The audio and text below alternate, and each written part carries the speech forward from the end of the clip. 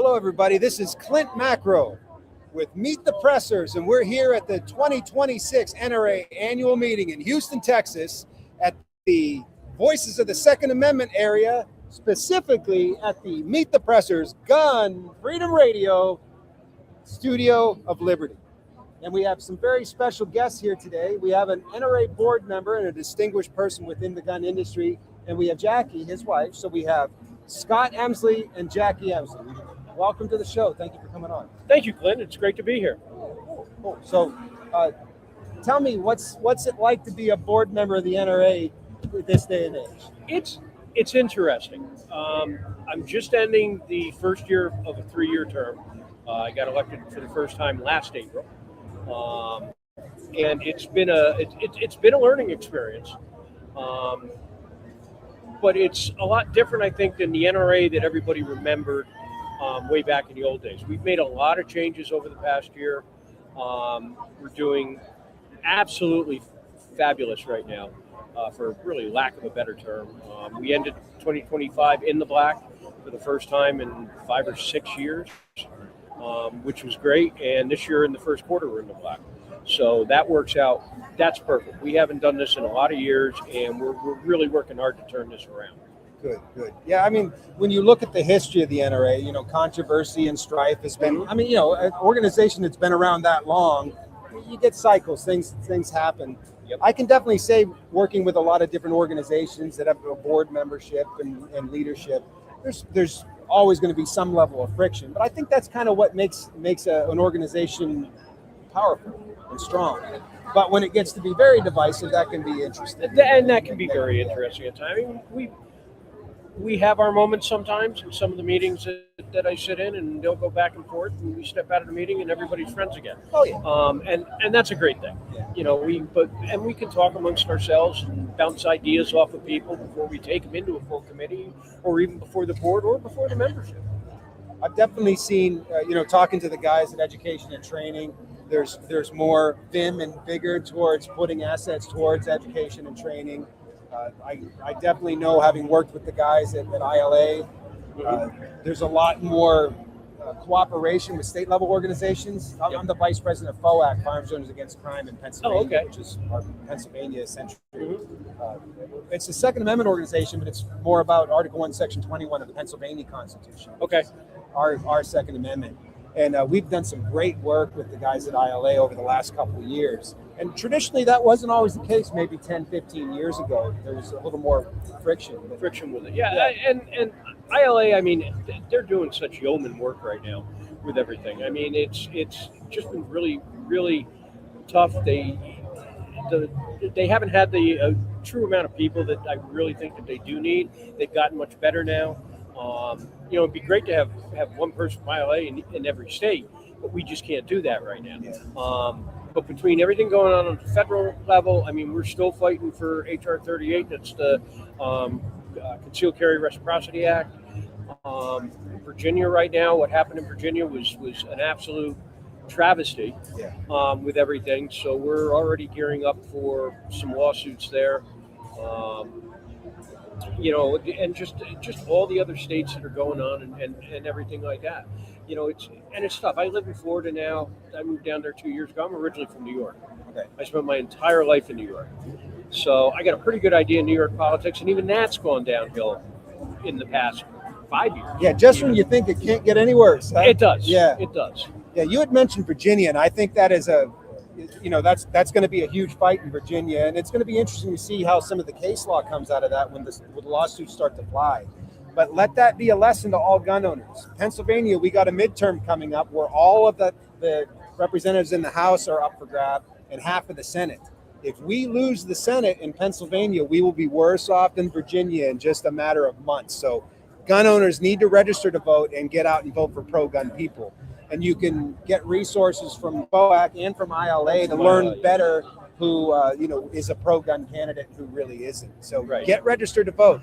If you know a gun owner to get registered to vote, get them to register. And if they can't make it out to the polls, if your state does it, get them have them sign up for a mail-in ballot. Yeah. So just let me tag on it. If you are registered to vote, get out and vote. Yeah. That's always been part of our.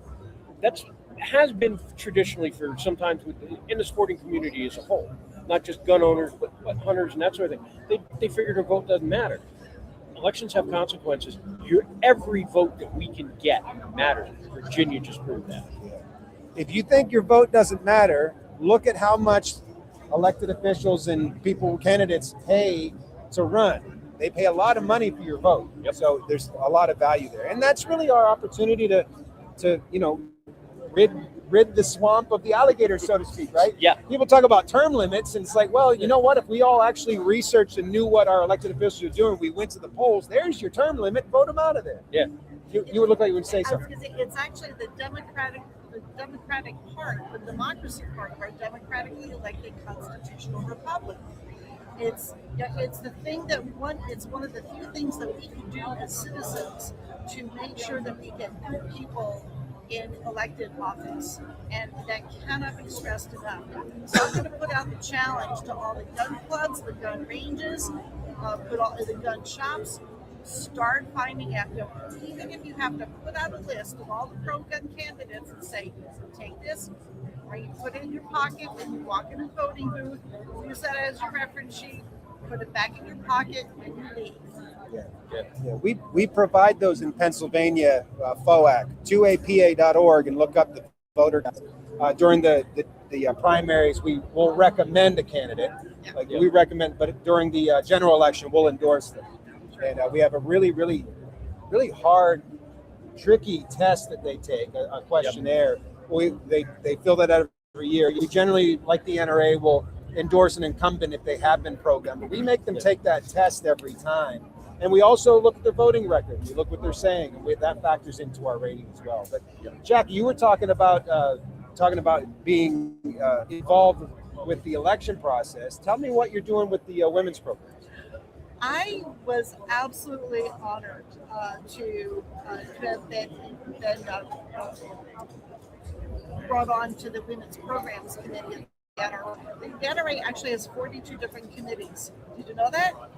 I didn't know it was that many, but yes. I knew there were a lot of committees. There are a lot of different committees, and when I found out about that, and especially what they do, and with President Bill Lockenberg and with Mark Vaughn and with Ryan Marshall, what they've decided to do was to expand the Women's Programs Committee to include not just scholarships and awards, but to expand their responsibilities to help the American women gun owners and American women who are exploring firearms ownership, not quite sure if they want to take that step, because it's a deeply personal decision, and to help her connect with the vast resources of the NRA.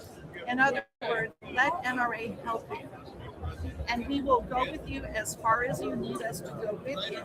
If you take a Women on Target instructional shooting clinic, which is just a day on the range and a day in the classroom at the range, and you say, you know what, firearms ownership isn't for me, to me, that's a touchdown, because they realize that they're making their own decision based on their own experience rather than somebody on a television telling them exactly what they can do.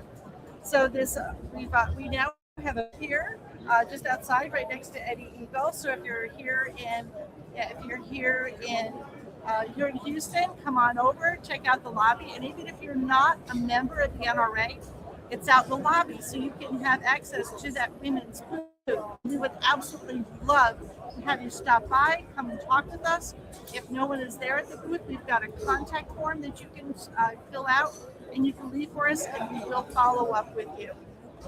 Yeah, that's fantastic. Definitely, if you look at the demographics of people who are taking more training and buying guns, the female population and the younger folks too. We're seeing a lot more Gen Zs and millennials, taking that step. As a matter of fact, I was doing a seminar earlier today for the Instructor Symposium, talking about using seminars as a means to drive traffic. And there's a whole host of people who are interested in firearms, but they're not going to sign up for a live fire class because they need more information and they don't own a gun yet. So my point was using some of the resources the NRA has with like the gun safety seminar and a few other things that they could use to drive more people, or get more people in, develop a relationship, help educate them, and help them to learn their unknown unknowns. Right. oh, I didn't know that, or I want to learn more about that. And that would be a way to maybe filter them into other training programs that are offered. But yeah, with the women especially, I find most women want to take a class or do some research before they get a license or buy a gun. And I used an analogy. My wife and I'll be married in October for 30 years. Oh, Congratulations. Thank you. I've been buying her bras for more than 30 years. And you know what? She doesn't like any of them. But too often guys will say, here, take this gun. It's the same kind of thing. It's a very Yes. personal thing, as you said. So, to have people come in and learn about the action type, the pros and cons of different in context to, concealment or ease of use under stress, it helps them to be better consumers. I just to piggyback on what you're saying, I've had so many conversations with gentlemen. They desperately want the woman of their world, their wife, their girlfriend, whoever she is. They want her to be safe, and they want to get her a gun. So a lot of times they'll make a mistake. They'll get her a big gun, a tiny little gun. They'll get her the wrong gun. My advice is get her a gift certificate. Yeah, that's good. Yeah, absolutely. Get two things: a gift certificate to pay for a gun training course, and then excuse me, and then also a gift certificate or a gift card to a gun shop, and then drop her off at the gun shop, and then go have coffee or go have a beer. Leave her alone in the capable hands of the gun dealer. Let the gun dealer talk with her, figure out what she would like, what she doesn't want, and go from there. Yeah, that's the gift that keeps on giving. Oh, Yes, it does.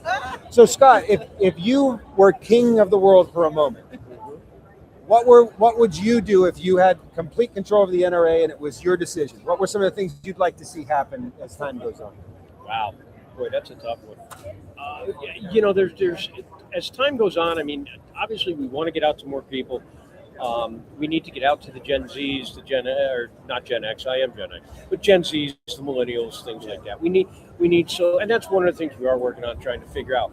And I think if the more that we can get them involved, not just in the firearms community, but also in the firearms political side of it, to let them realize that firearms aren't bad and things like that.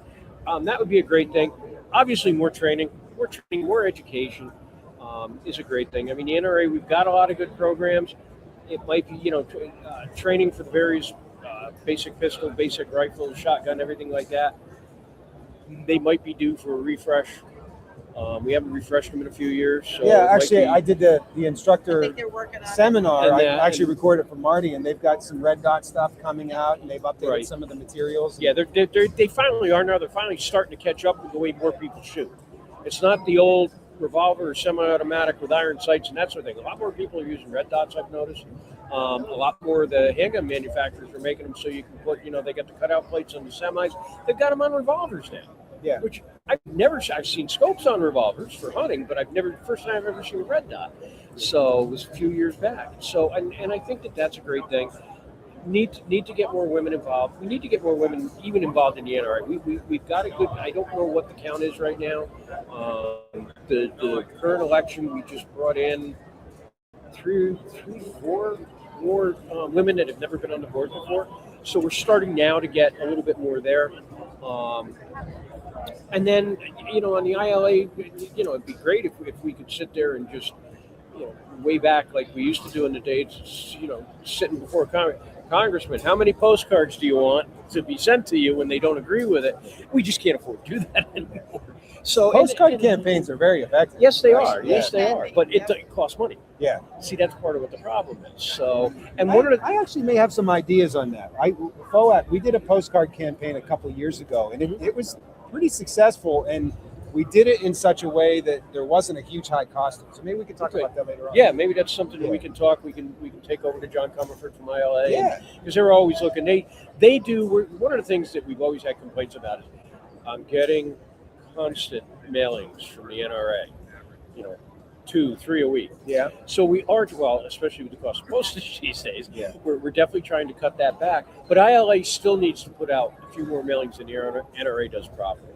So we're going to see more than that, and anything we can do to help cut the cost what it's going to cost us to be able to do it. So yeah, maybe that's something that we can set something up with John or some of his people and Found some see what we can ideas. do.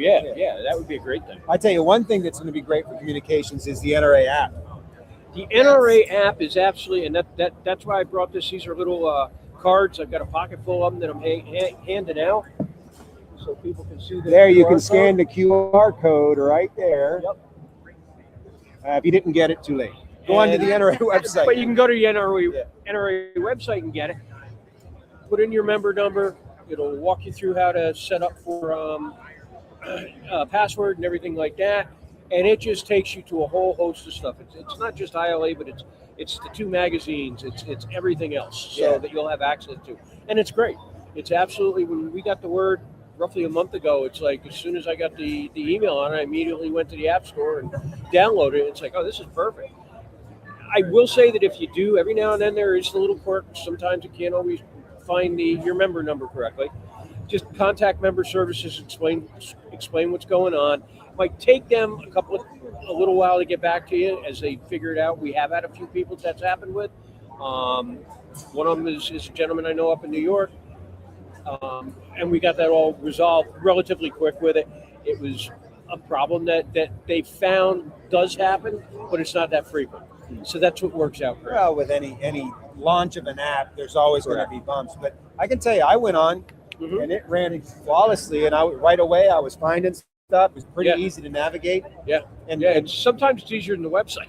Yeah, I'll admit that. Well, and it's all centralized in one place too. So even if it sends you to different places, it's like a hub. It's the hub with it. So, but and again, even with the main website, we're starting to work now and doing a refresh on that.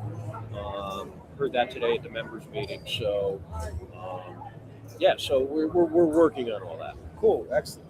Well, I got to tell you, I really appreciate your time. You come stopping by here, and it was a great conversation. Yeah. Nice to finally meet you. I didn't know that you followed me. I do. Yeah, Jackie followed me, so I appreciate a fan, I guess. Yeah. Hopefully, I've lived up to your expectations. Oh my gosh, absolutely. Yeah, Yep, and definitely. thank you for the work that you're doing and continue to do. Thank you. Thank you also for being a part of Media Row here. Oh, this is on an Voices honor. of the Second Amendment. When Amanda Suffolk asked us to come last year, I was like, really? This is awesome. We were there for the inaugural one, and to be asked to come back is great. And we've got a good booth mate here with Gun Freedom Radio, and Cheryl's a great person. So it's been a lot of fun. We all know one another, all these different podcasters and influencers. A lot of us went out and some of them had a beer. I don't drink when I'm out, so I had some cold water. Yeah. But, it's just this NRA annual meeting is like old home week. Yep. And it's so nice to just see friends that unfortunately sometimes you only see in an NRA annual meeting. But Yep. We've got friends like that. We've been doing this for 28 years, I think. We've come to the annual meetings. And we still see some of the same people, and it's like, hey, how you doing? Catch up. Yep. And then you move on. Okay, we'll see you next year. Awesome. Or we'll see you at Great American Outdoor Show too, in your home state of Pennsylvania. Yeah, I'll be there. I do seminars every year, and the NRA is gracious enough to work out a deal where I can end up getting a booth for FOAC. So FOAC gets there. Well, that's good. Booths out. Yeah. That's good, yeah. So trade services. So to speak. Yep. I don't know if I should say that on the air. Because we're all in this That's okay. together. Oh, that's for absolutely. sure. Yeah. Absolutely. So, Yep. So those of you watching, if you're not a member of the NRA, I highly recommend that you join. The NRA is moving forward with full steam and doing some fantastic things, working very well with state-level organizations and opening up its reach to a whole bunch of new people. So this is Clint Macro with Meet the Pressers. Thank you guys for watching. Matt and I will be back on a little bit later on. And stay armed and be well regulated.